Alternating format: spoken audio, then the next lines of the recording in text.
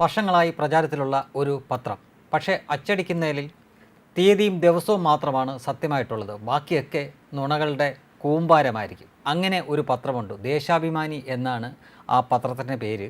അതിന് പക്ഷേ സോഷ്യൽ മീഡിയയിൽ ചിലർ വിളിക്കുന്നത് ദേശാപമാനി എന്നാണ്. അതായത് ദേശത്തിന് അപമാനമായ പത്രം എന്ന തരത്തിലാണ് അവർ അതിനെ വിശേഷിപ്പിക്കാറുള്ളത്.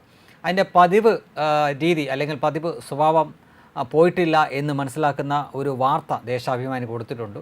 വന്ദേ ഭാരത് നിർമ്മാണത്തിൽ പാകപ്പിഴ 55 കോടി നഷ്ടമെന്ന് CAG പറഞ്ഞു എന്ന തരത്തിലാണ് ഈ ദേശാഭിമാനി വാർത്ത കൊടുത്തിരിക്കുന്നത്. ദേശാഭിമാനിക്ക് നുണ പറയുന്നത് ഒരു പുതിയ കാര്യമല്ലാത്തതുകൊണ്ട് ഇതിൽ പുതുമയൊന്നുമില്ല. എന്നാലും നേരറിയാൻ ആഗ്രഹിക്കുന്നവർ ദേശാഭിമാനി വായിക്കാറുമില്ല എന്നതും ഒരു സത്യമാണ്. എങ്കിലും ഈ നുണപ്പുകമറയ്ക്കുള്ളിൽ എന്തെങ്കിലും തീപ്പൊരി ഉണ്ടോ എന്ന് ചിന്തിക്കുന്നവരോടാണ് അതെന്താണെന്ന് പറയേണ്ടതുണ്ടല്ലോ. ഈ റിപ്പോർട്ടിൽ നിർമ്മാണത്തിൽ പാകപ്പിഴ എന്ന് CAG എവിടെയും പറഞ്ഞിട്ടില്ല. 2019 ആദ്യത്തെ 2 റേക്കുകൾ കൂടാതെ 8 സ്പെയർ കോച്ചുകളും നിർമ്മിക്കാൻ വേണ്ട ചില കമ്പോണൻസ് വാങ്ങിയിരുന്നു. എന്നാൽ ആദ്യത്തെ റേക്കുകൾ ഇറങ്ങിയപ്പോൾ തന്നെ അതിനെതിരെ അഴിമതി ആരോപണം കാരണം തുടർ നിർമ്മാണം നിർത്തിവെക്കാനിടയായി. പിന്നീട് എല്ലാ അന്വേഷണവും കഴിഞ്ഞ് ക്ലീൻ ചീറ്റ് കിട്ടാൻ 2 വർഷം വേണ്ടി വന്നു. ഓർക്കുക, അതിൻ്റെ തുടക്കത്തിൽ തന്നെ അതിനെതിരെ അഴിമതി ആരോപണം വരുന്നു. തുടർന്ന് ആ നിർമ്മാണം നിർത്തിവെക്കുന്നു. പിന്നീട് എല്ലാ അന്വേഷണവും നടത്തി ക്ലീൻ ചിറ്റ് കൊടുക്കുന്നു. അതായത് 2 വർഷം പോയി.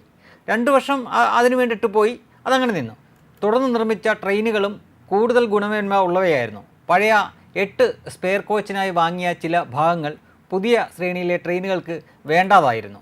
അവ പഴയ ട്രെയിനുകൾക്ക് വേണ്ടി വന്നാൽ ഉപയോഗിക്കാൻ റെയിൽവേ വർക്ക്ഷോപ്പിന് നൽകി. മനസ്സിലായല്ലോ, 2 വർഷം പോയപ്പോഴേക്കും ആ പഴയത് മേടിച്ച സാധനം പുതിയതിന് ഉപയോഗിക്കാൻ പറ്റാതായി. അത് പഴയത് റെയിൽവേ ട്രെയിന് ഉപയോഗിക്കാൻ വേണ്ടിയിട്ട് അത് വർക്ക്ഷോപ്പിന് നൽകി. അത്രയേ ഉള്ളൂ. അതിനാണ് നിർമ്മാണത്തിൽ പാകപ്പിഴ വന്നതുകൊണ്ട് അങ്ങനെ ചെയ്യുന്നു എന്ന് ദേശാഭിമാനി തള്ളുന്നത്. ഈ വന്ദേ ഭാരത് ട്രെയിനുകളുടെ ചില ഘടകങ്ങൾ നമുക്ക് അടുത്ത കടയിൽ ചെന്ന് വാങ്ങാൻ കിട്ടുന്ന ആ ടൈപ്പൊന്നുമല്ല, അത്തരം ടൈപ്പല്ല. ഇത് ടൈപ്പ് ടെസ്റ്റ്, പ്രോട്ടോടൈപ്പ് ടെസ്റ്റ് തുടങ്ങിയ നിരവധി ഇൻസ്പെക്ഷൻ കഴിഞ്ഞ് ട്രാൻസ്ഫോമർ, ഓക്സിലറി കോൺവേർട്ടർ, ട്രാക്ഷൻ കോൺവേർട്ടർ തുടങ്ങിയ ഉപകരണങ്ങൾ ട്രെയിനിൽ ഉപയോഗിക്കൂ. ഇവ ഓർഡർ ചെയ്ത് കിട്ടാൻ 1.5-2 വർഷം വരെ എടുക്കും. ഇത്തരം ലോങ് ലീഡ് ഐറ്റംസാണ് മിച്ചം വന്നതിനെ റിപ്പോർട്ടിൽ നഷ്ടമായി കാണിച്ചു. അത് പാകപ്പിഴ മൂലം വന്നതല്ല.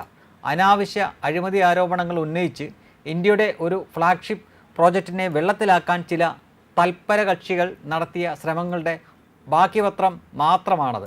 ഇതാണ് ഈ സംഭവത്തിൽ നടന്നിരിക്കുന്ന യഥാർത്ഥ വസ്തുത. ഈ വസ്തുത സോഷ്യൽ മീഡിയ പങ്കുവച്ചിരിക്കുന്നത് ലോക്കോ പൈലറ്റ് തന്നെയായ അരുൺ സോമനാഥൻ എന്ന വ്യക്തിയാണ്. ഇങ്ങനെ ഒരു കുറിപ്പില്ലായിരുന്നുവെങ്കിൽ ഈ ദേശാഭിമാനി, ഞാൻ നേരത്തെ പറഞ്ഞു, വായിക്കുന്നവർ വളരെ ചുരുക്കമാണ്, അന്തംകമ്മികളാണ് ഇത് കൂടുതലും വായിക്കുന്നത്.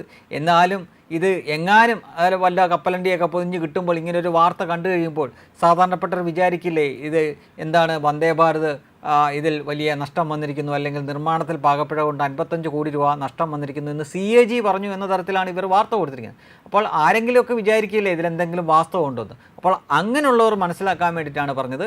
വാർത്തയുടെ ഉള്ളടക്കം യഥാർത്ഥത്തിലുള്ള സംഗതി ഇതായിരുന്നു. പക്ഷേ ഇതൊക്കെ മറച്ചു വെച്ചിട്ട് ഈ വന്ദേ ഭാരതിൻ്റെ നിർമ്മാണത്തിൽ 55 കോടിയുടെ നഷ്ടം വന്നെന്നും നിർമ്മാണത്തിൽ അപാകത കൊണ്ടാണ് വന്നതെന്നും ഇവർ പറയുമ്പോൾ അതിൻ്റെ യാഥാർത്ഥ്യം എന്നത് ആവശ്യമില്ലാതെ അതിനെതിരെ അതിൻ്റെ തുടക്കത്തിൽ അഴിമതി ആരോപണം ഉന്നയിക്കുകയും അങ്ങനെ 2 വർഷത്തോളം അത് നിർത്തിവെക്കുകയും ആദ്യം വാങ്ങിയ സാധനം പിന്നീട് ഉപയോഗിക്കാൻ പറ്റാതെ വരികയും അത് വർക്ക്ഷോപ്പിന് കൊടുക്കുകയും ചെയ്തു. അതപ്പോൾ സ്വാഭാവികമായിട്ടും അവരുടെ ആ 55 കോടിയോളം രൂപയുടെ അതൊരു നഷ്ടമായിട്ട് ഇങ്ങനെ കണക്കാക്കുന്നത്. അതിനാണ് ഇവർ ഈ പറയുന്ന നിർമ്മാണത്തിൻ്റെ പാകപ്പിഴ എന്ന തരത്തിൽ ദേശാഭിമാനി അടിച്ചുവിട്ടത്. സ്വാഭാവികമായിട്ടും ദേശാഭിമാനി ആയതിനാൽ അന്തംഗമ്മികൾ വിശ്വസിക്കും, ബാക്കിയുള്ള ആളുകൾ വിശ്വസിക്കില്ല. എന്നാലും ആരെങ്കിലുമൊക്കെ തെറ്റിദ്ധരിച്ചാലോ, അതുകൊണ്ടാവാം ഈ ലോക്കോ പൈലറ്റ് തന്നെയായ അരുൺ സോമനാഥൻ ഇതിൻ്റെ യഥാർത്ഥ വസ്തുത പങ്കുവച്ചത്.